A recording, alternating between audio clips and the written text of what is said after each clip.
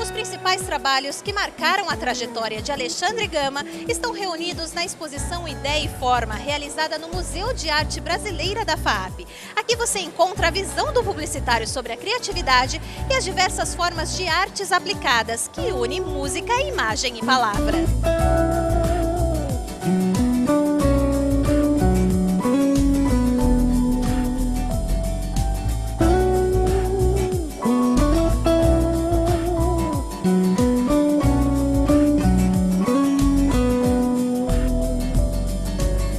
Em primeiro lugar, assim, é um prazer abrir um museu, né, para aquilo que a gente chama de arte aplicada. A publicidade é arte aplicada, assim como o design, etc.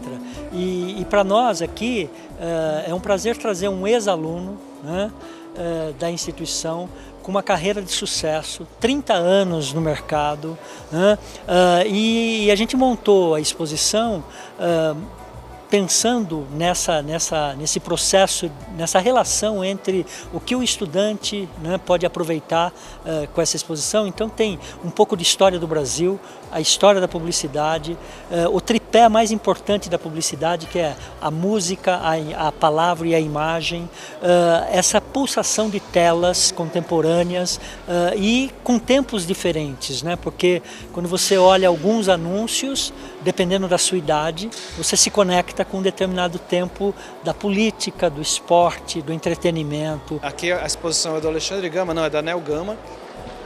Embora, claro, 80%, 70% do trabalho que eu tenha feito nos últimos anos ligado à minha própria agência, né?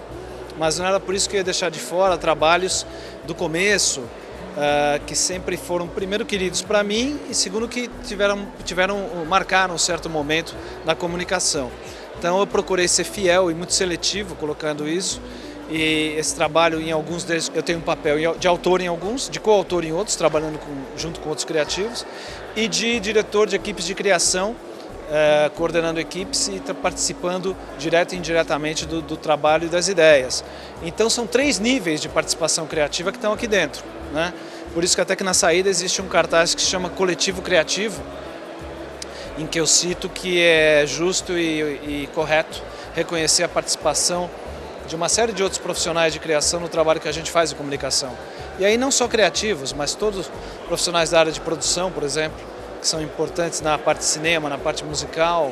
É realmente um coletivo que acaba fazendo o trabalho criativo em comunicação acontecer, né? Então aqui não está só o meu trabalho, eu diria que está a minha ótica sobre o trabalho de muita gente, e, é claro, a minha responsabilidade como diretor de criação de vários criativos. Palavra, imagem e música. Como você mesmo intitula, você acredita na Santíssima Trindade. Eu sempre chamei carinhosamente palavra, imagem e música de Santíssima Trindade, até no sentido de dizer, falar do respeito que eu tinha por esses 3 elementos, né, que são para mim o tripé da ideia criativa. E aqui eu procurei decupar esses três elementos, de maneira que as pessoas que andassem pela exposição pudessem ver o peso de cada um. Muito difícil ver individualmente, mas conseguisse ver dentro de uma peça onde eles estão combinados, a diferença de intensidade entre eles, né? Na mídia impressa, por exemplo, existem peças em que a palavra é extremamente importante. Um dos anúncios que está aqui, que é o Nem o Papa deixa tudo nas mãos de Deus. O que domina essa peça é o conceito, é o título, né, é a palavra. Em outras, absolutamente domina a imagem, e a palavra ela ressignifica ou acrescenta, mas o domínio da ideia está com a imagem. E na parte audiovisual você tem a combinação possível com o terceiro elemento, que é a música, né, que para mim é mais do que um elemento. Eu venho de música, fui músico, comecei com música e passo o dia trabalhando com música. Então, para mim, música também é um elemento de vida e de trabalho. E essas 3 eu sempre chamei de a Santíssima Trindade da comunicação.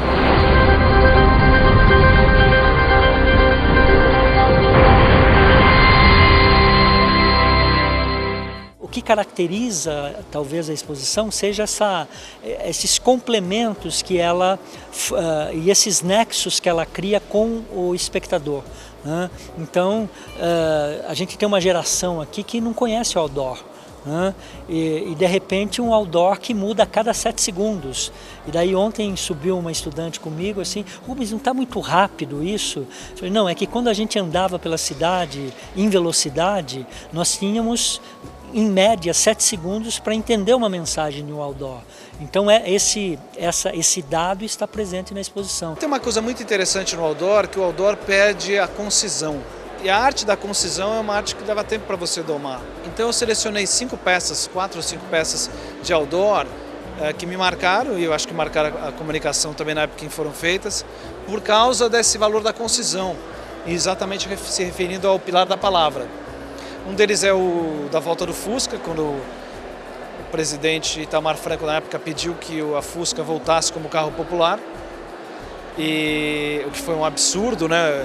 A imprensa toda estava contra isso e coube a nós, na época eu estava em outra agência, fazer a campanha.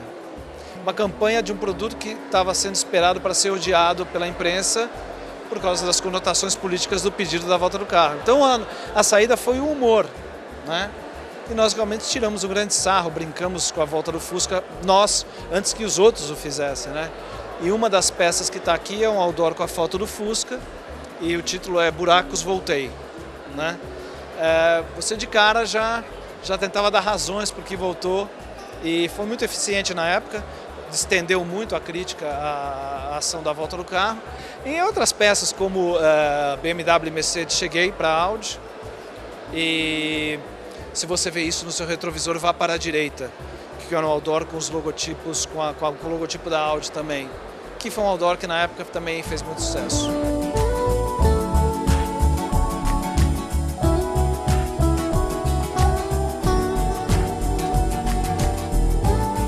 Bob, o que você achou dessa exposição de Ale Gama? Você que conviveu com ele profissionalmente, queria que você me contasse um pouquinho dessa história. Uma delícia, né? Primeiro, rever os trabalhos do Ale, alguns onde eu estava próximo, né? Porque quando eu comecei na profissão, na Standa, foi em 88, mais ou menos, como redator, eu era estagiário e o Ale já era um redator sênior, vamos dizer assim, né? E ele me ajudou bastante lá na Standa. Depois os anos passaram, ele foi para outras agências, eu também, mas olhar essa quantidade, né, de material magnífico, né, que ele produziu, que ele criou, só atesta a capacidade dele, né? Quer dizer, é um cara que se construiu, se fez dentro da criatividade, dentro da estratégia. Você vê que os trabalhos do Ale sempre tem muito embasamento, né? Não tem nada gratuito. Eu acho isso fundamental. É redator como deveríamos todos ser, né?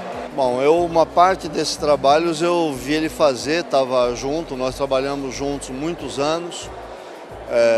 Na velha Standard, né, o Alexandre era redator. Todo mundo sabe, o Alexandre é um talento esplêndido, né? Eu acho que ele é um dos melhores redatores da história do Brasil. Ele tem um texto lindo. E, conforme você pode ver, é meu amigo querido, né? Acho que é uma oportunidade para o mercado inteiro conviver com uma história, uma trajetória vitoriosa de um criativo brilhante e que tem um legado para o mercado publicitário e para os clientes e anunciantes. Oportunidade para todos, desde profissionais formados até quem está começando na profissão. A gente vê um pouco do nosso trabalho, porque ela exprime realmente a alma da agência, a alma do Alexandre. Esse trabalho criativo extremamente bem cuidado, extremamente diferenciado e tem tudo a ver com o nosso dia a dia. Muito orgulho.